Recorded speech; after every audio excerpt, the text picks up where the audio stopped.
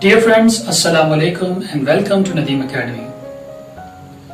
You know that China nowadays is considered to be the second largest economy in the world.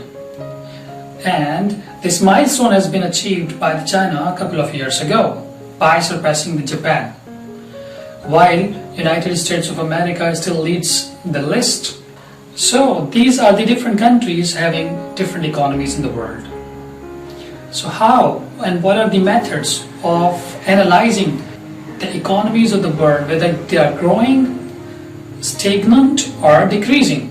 So when we talk about the economies of the world, there are different tools or there are different approaches by which we can calculate the economies of the world and then compare all these economies and decide which economy is doing better. So one of such topic for knowing the national income of the country or the economy of the country is GDP. Yes, exactly. GDP means gross domestic product. And if we talk about its definition, it means the final value of all goods and services produced within a country in a given time period. I told you in this definition, the final value of all goods and services. What it means? It means we are not going to calculate the value of semi-finished products or the raw materials. We're talking about the finished products. For example, if you produce a cotton, we cannot add the value of the cotton in the economy, but we'll take the final value if that cotton is being processed and converted into fine quality cloth. So the value of fine quality cloth will be included in the GDP. And the second important point from the definition is it is always within the boundaries of the country. So whatever produced within a country, that is the part of the GDP. And the third important point in a given time period, so that is fiscal year. So that was the definition of the GDP, and we come up with the three different ideas, three different concepts from this definition. Number one, final value of all goods and services both produced within a country and in a given time period. Now there are three different approaches again to calculate the GDP of any country. The first one is called Expenditure Approach. Expenditure word itself is self-explanatory. And you know that when we talk about expenditure, it means we are talking about the expenditure of different entities which are working within an economy, like consumption. Consumption is the expenditure by the consumer. When consumer is going to spend some amount to buy anything and then consume that product. Fine. So consumption is first. Second, investment. Different companies invest in different businesses. Investment is again an expenditure from GDP point of view.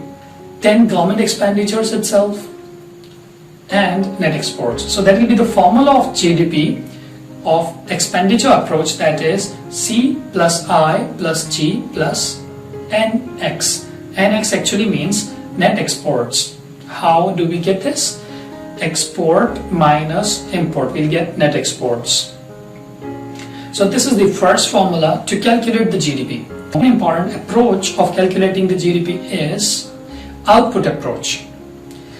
In this approach, we actually divide the whole economy into different sectors and then add the output of all the sectors. For example, if we divide the economy in tourism, banking sector, education sector, and such kind of other sectors. Then with agriculture, manufacturing sector, and then we add the output of all these sectors so that we'll get the GDP on the basis of output approach. While the third important approach to calculate the GDP is income approach. This is quite simple. We know about the factors of productions: land, labor, capital, and enterprise. We just need to add the payments for these factors, or in other terms, these are also called factor payments. So for land, we usually get rent. Then for labor, it is wages and salaries. Capital, the payment for the capital is interest. And the enterprise or entrepreneur obviously will be earning the profitability. So when we add all four factor payments, we'll get GDP on the basis of income approach. So the formula will be rent plus wage plus interest and plus profits. Dear friends, I hope you understood the concept of GDP and 3 different approaches to calculate the GDP. So please like, share and comment on this video, and don't forget to subscribe the channel for upcoming videos. Thank you very much.